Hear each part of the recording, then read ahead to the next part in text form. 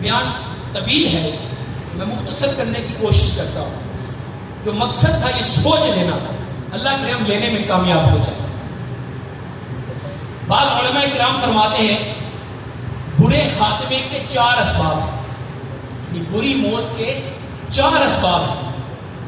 Number 1، ان چاروں کو سنیے، اپنا جائزہ لیجیے کہ اگر ان چاروں میں سے کوئی ایک بھی میرے اندر ہے تو مجھے آج کے بعد نہیں کرنا۔ نمبر 1، نماز میں سستی۔ نماز میں سستی بری موت کا سبب ہے۔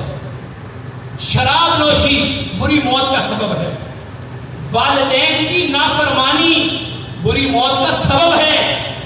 ارے جوانوں، والدین کی نافرمانی بری موت کا سبب ہے۔ آج ہمارے دوست ہمیں کہیں وہ ہمیں قبول ہے، وہ ہمیں اچھا لگتا ہے، ہمارے والدین کہیں تو آپ کو پتہ ہی نہیں ہے، آپ بڑی پرانی سوچ رکھتے ہو۔ نمبر 4، مسلمانوں کو تکلیف دینا۔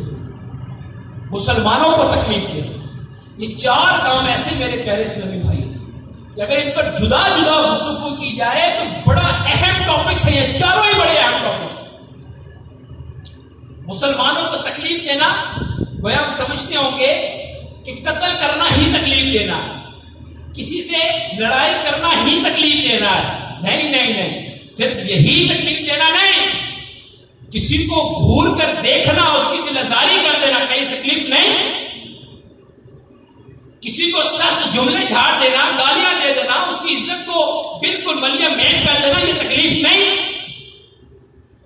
اللہ اکبر، یہ اتنا زبردست ٹاپک ہے مسلمانوں کو تکلیف دینا۔ ایک بڑی پیاری کتاب ہے مکتبۃ المدینہ کی دعوت اسلامی کی، تکلیف نہ لیجیے۔ کتاب کا نام کیا ہے؟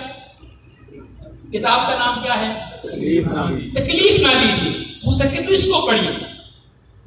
اور ایک بڑا پیارا رسالہ قبلہ شیخ طریقت اہل سنت نے تحریر فرمایا،